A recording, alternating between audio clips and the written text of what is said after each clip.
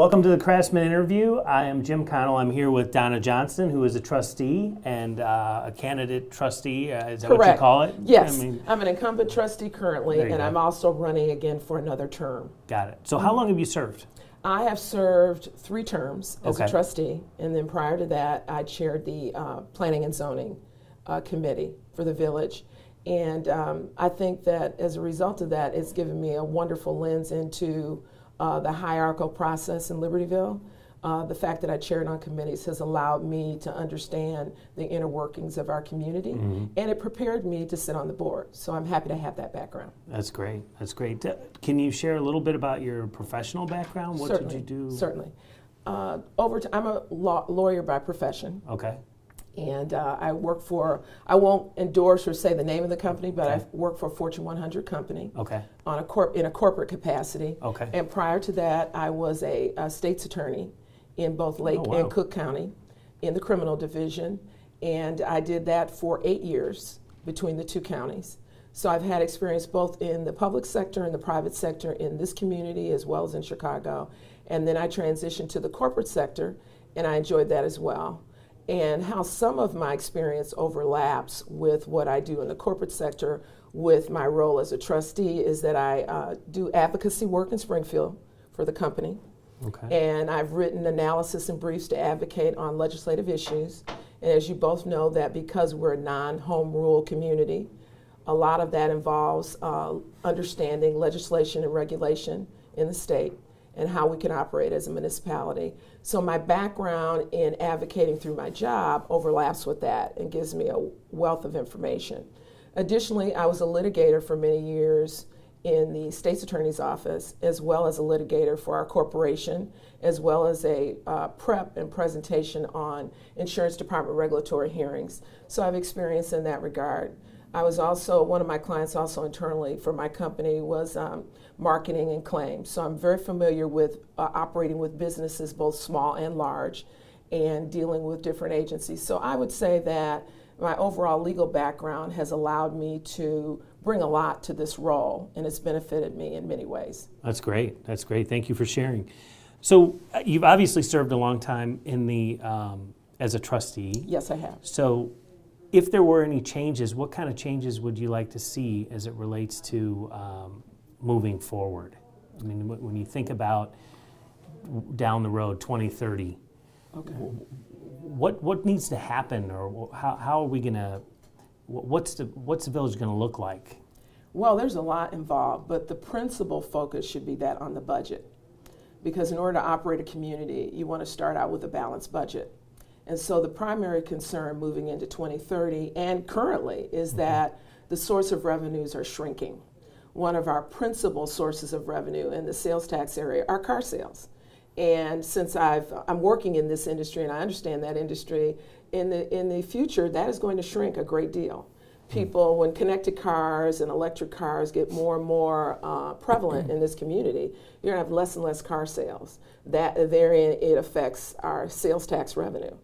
And then in terms of a balanced budget, we have to be really concerned about the number of programs that were just signed by our current governor in the state of Springfield and how that's going to affect resource allocations to municipalities in turn.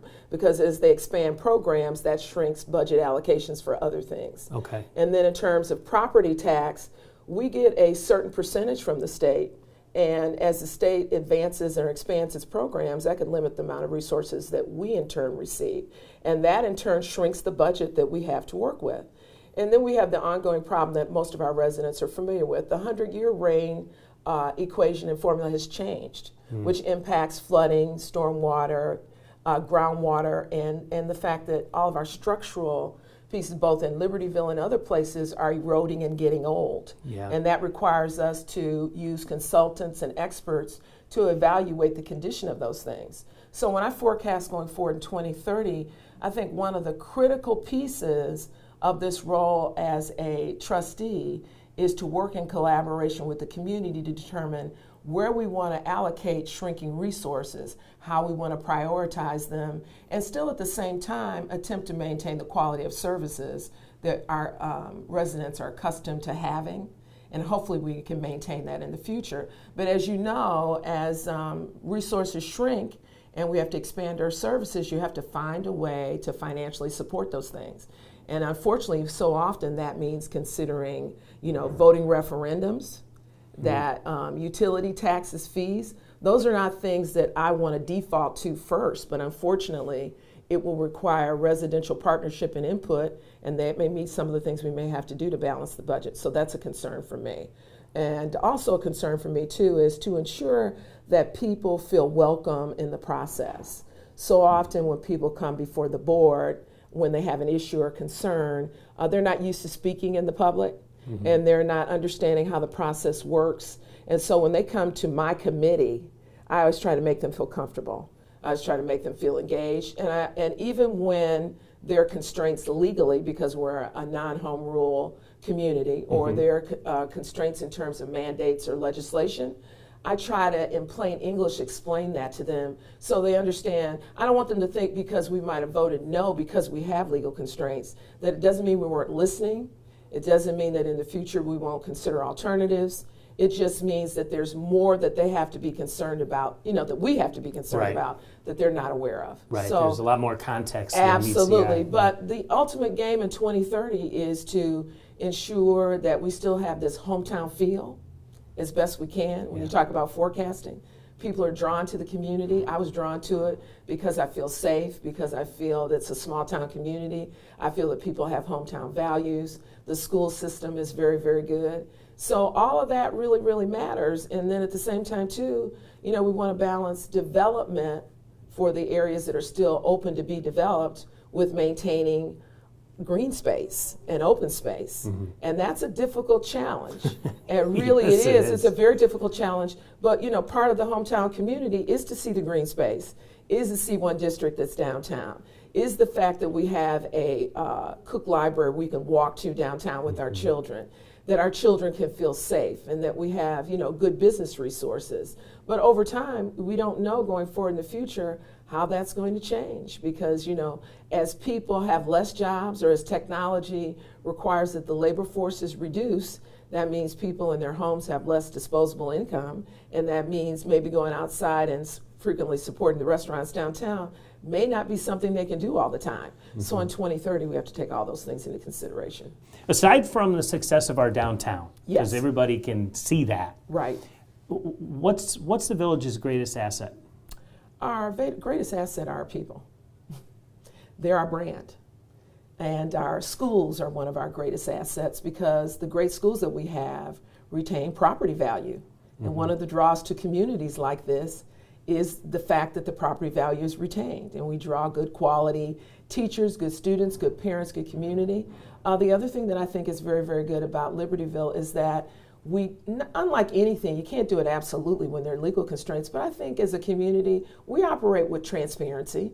There are a lot of different communities, and we have Main Street, and that's really unique to Libertyville. You don't find that in most communities. A thriving Main Street. A thriving Main Yeah, Street, yeah. and also recognizing that Main Street is thriving because the majority of what operates Main Street are volunteers.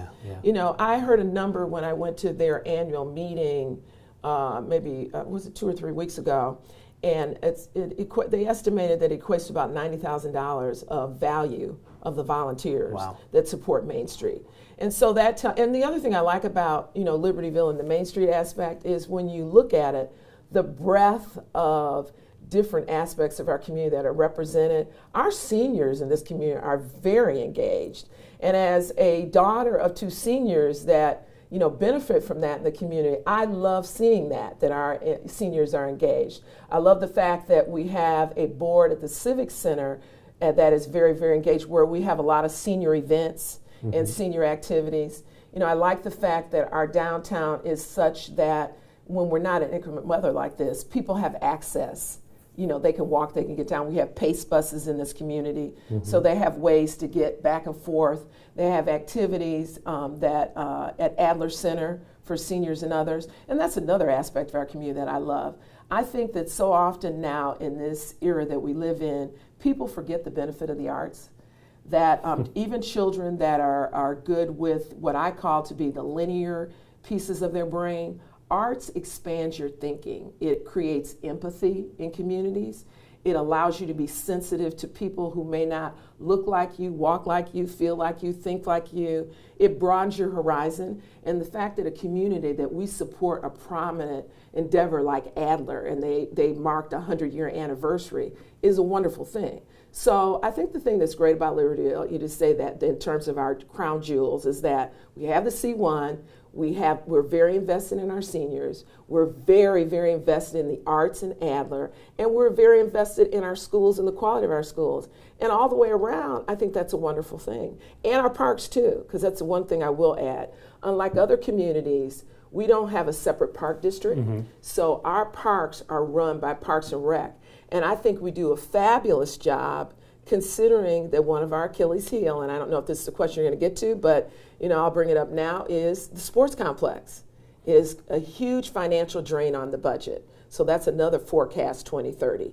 We're hoping to sell, we haven't closed yet, but we're hoping to sell the Golf Learning Center, which is part of that property. Right. And the hope is that when we sell that and we close, which is expected, I think, in April or March. So it was sold, right? No, not yet. No, not yet. We're Okay. in contract. Okay. We anticipate that it will be sold. Okay. And if it is, we're going to use the proceeds of that to pay down the debt. Okay. And so What is the debt there?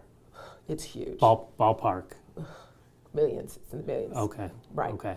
And in terms of the interest rate on the loans and the bonds that covering that, it's high. Okay. We've negotiated the best rate. So maybe I need to clarify that. We've negotiated the best rate in terms of the interest that we're paying on these loans. So that's a good rate, but it's still a huge debt load. Sure. It's huge debt load. Yeah. And for those people who are listening to this, please be aware that we've added another feature. You can go on the website, the Libertyville Village website. There's a link for our current budget, and it is user-friendly. It's got a search tool. So if you have an interest in this in terms of what's going on at the sports complex or any other aspects of our budget, all you need to do is go on the website, on the link, put in the search bar what area you're interested in. It's very intuitive, and you can see more about the dollars and the money cents currently today. And that's a new feature that we're offering, and we're very proud of that. Oh, that's great. I didn't know that existed. Yeah, it's new, and that's a good thing. So anyone who's watching this that wants to do that, that's an avenue in which you can really see the real dollars and verify whether it's 20 or 16%, but you can see the real numbers if you look there. Okay, gotcha. Now, I know there may be limitations considering the fact that you are a seated trustee now. Right. But I want to just unpack or get your feel or some feedback as it relates to the Roanoke project over on Butterfield with the Archdiocese. Oh, yes. Is it what can you say about that? I mean, we're appealing that. I've read somewhere. Here's the thing. What you read was the question that was presented to all four people running for this post, including the newest applicant. Okay. And they asked us, what would you do depending on the outcome and the judgment by the judge? And that question was presented to us prior to the judgment being rendered. Okay. And what we all collectively said is that we strategically think that an appeal is the right avenue to pursue. Now, looking at that personally for me, all right, I was part of the board that heard the actual petition from the proposed, developer that the Archdiocese was working in partnership with. Okay. And I had a tremendous number of concerns, and so I objected to it based on the proposal that they had in front of us. Okay. All right.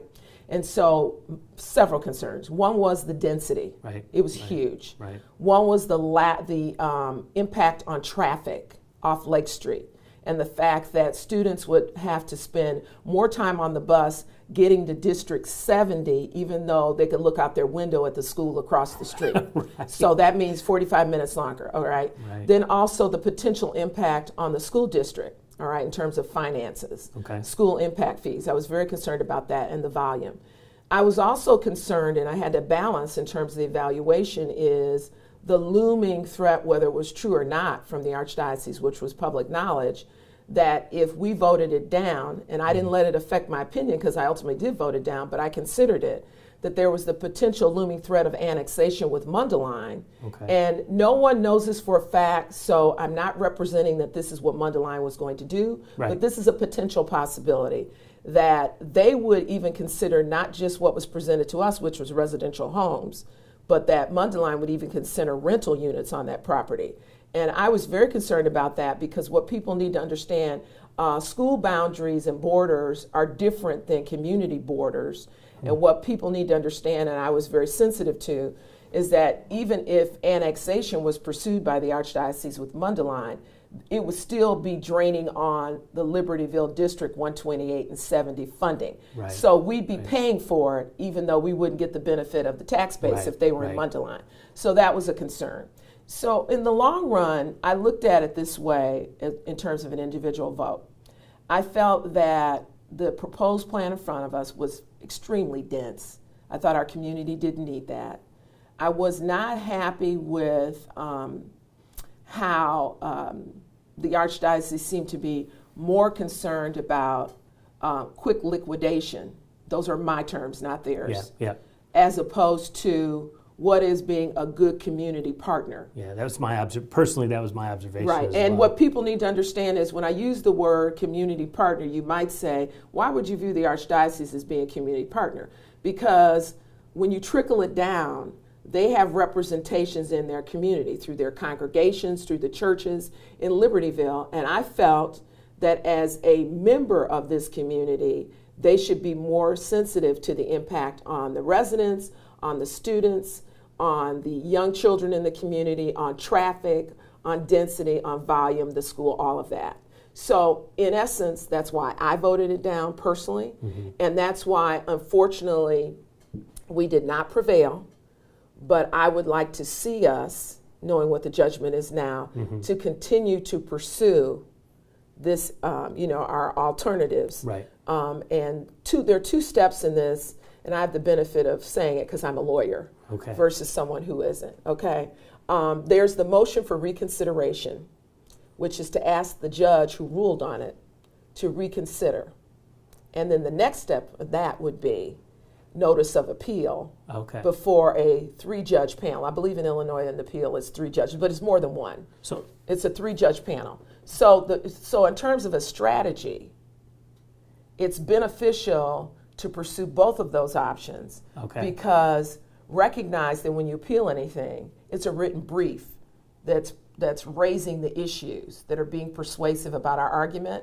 And so in essence, you kind of get 2 bites at doing that. You perfect it along the way. Okay. And so I wasn't aware of the reconsideration. Yeah, motion for reconsideration is an option along with notice of appeal. So that's being considered. Okay. That's being considered. And it's important to know that because what people need to understand in a process like this is you look at the substantive things and people say, and I've seen notes or heard from individuals in the community that people were talking about, well, if the board had done differently in 2010, we wouldn't be in this position. That is wrong. First of all, the 2010 reference is in reference to the comprehensive plan. And the comprehensive plan is a partnership with our planning division, with consultants. And what it does is it overlaps zoning in communities and areas that haven't been developed, and it makes recommendations with community input on how certain areas of our community should be developed. But what people don't understand, it's not permanent. It's a recommendation. And the next layer is when individuals come, developers and others, to develop areas consistent with the comprehensive plan, we still have the ability to look at their proposed designs individually. So the comprehensive plan, no matter what its recommendations are, doesn't foreclose us from doing something different when the actual plan developed. So just for the record, for people, I just want to clarify for you what that means. So I would challenge you to conduct more due diligence to understand the mechanics of it. And it's a clear example that I want to make sure that the people viewing this understand is that's why it's so complex when you get involved with municipal government, state government, or federal government. Because not only do you have your passionate side, the moral, ethical piece of it, the good citizenship piece of it, but you also have the legal nuances. And so often with the comprehensive plan, with zoning, with our committees, which are recommending bodies, understand our planning and zoning committee is a recommending body to the board of trustees Right. that ultimately decide and vote on issues. When developers come in and petition things, they start out just to synthesize with our staff, which is excellent, the planning and zoning division. They review it, they critique it, the developers and our staff negotiate it. Then they go and you look at the reviews and the signage and all the issues in it, but there's so many different layers that come after that where you get additional attempts at looking at things. So understand that, and understand that when you come to our board meetings, so often people will say, well, how come we don't hear a lot of no's sometimes unless it's a passionate issue? Understand there's a lot of prep work within the law that occurs with all the board members. So often when you get to the meetings, we have been consulting with staff individually, consistent with the Open Meetings Act. So it's not more than 3 of us talking with staff individually. But we talk to staff members, we find out what their take is, we go out to the site, walk the property, we try to determine whether we've done something like this before and why we did it, what the explanation is. So there's a lot weighing on it, and then also too, there are budget constraints in the background. So all of those things play a role in what we do. So what I would challenge you to do is, so often, don't just limit your evaluation of us on looking at our video recorded meetings. Take the opportunity to talk to individuals, reach out to them, find out what the breadth of information was in the background on decisions. Because I would tell you, whether you agree with me, whether you like me, whether you don't, or whether you like someone else better, you need to understand that all of us come into this trying to do the best that we can with the information that we have, and beyond that, we try to conduct due diligence to get more information if possible, because overall, I'm a residence community, everyone sitting on the board's a residence community, and ultimately we all want the best for the community. Yeah, amen to that. Well, the one thing that I was, the way you explained that was great. I couldn't get over the decision because I always thought, and I'm going to put this in slightly different words, and you tell me if I'm correct. Okay. But I looked at that comprehensive plan as sort of we could call it a number of things, a forecast, a 10-year plan, a big picture plan. But that's not zoning. Right. It's not law. No, it's not. It's basically, right. Hey, we brainstorm what this thing is going to look like 10, 20, 30 years down the line. Correct. This is a guide for us. Right. And then the developers came in and said, you said that was okay. Right. And that's what... That's not always the same, because it's a much bigger picture. Zoning is involved indirectly because you look at originally this was an IB district.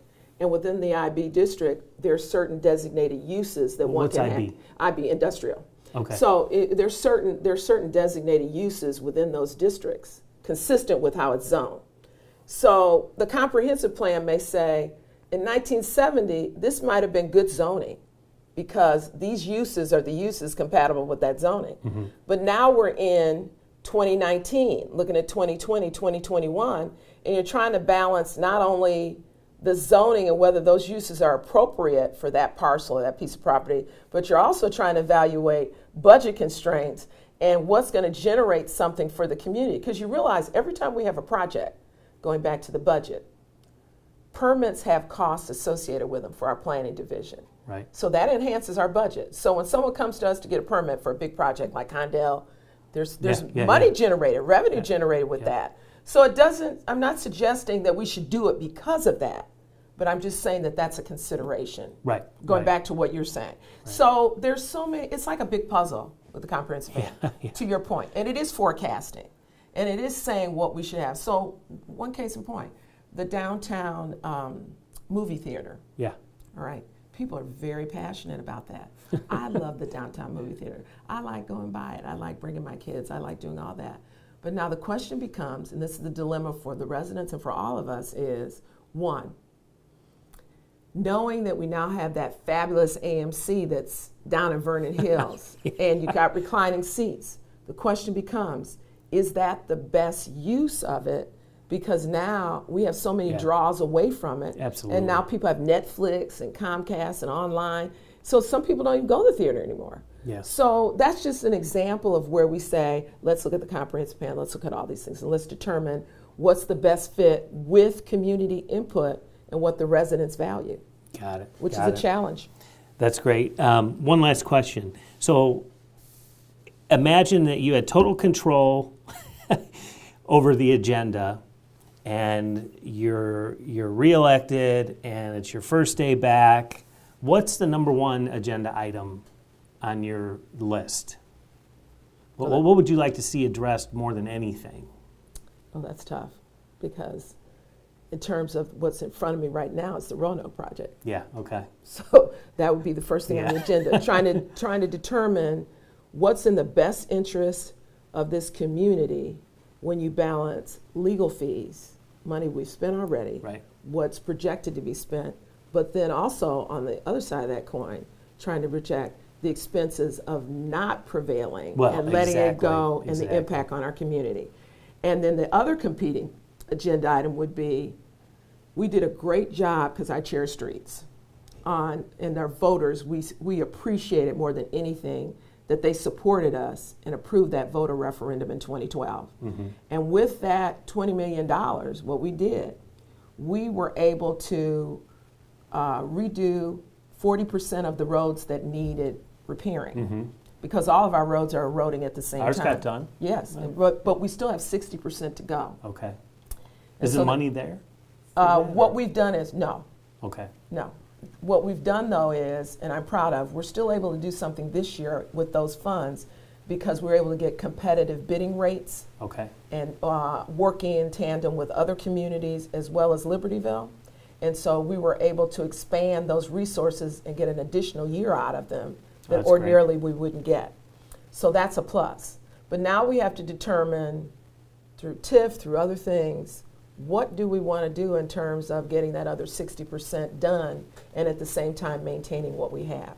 So those are my priority items, those two. Got it. Got it. Roads and the Roanoke project. Well, I can't thank you enough, Donna. First of all, as a resident, thank you for your service. I Thank you appreciate for that. commitment to our community. You've made a huge impact and a big difference, so I appreciate it. And thanks Thank for you your so time. much. Thank you very much. Appreciate it. It's a wrap, George.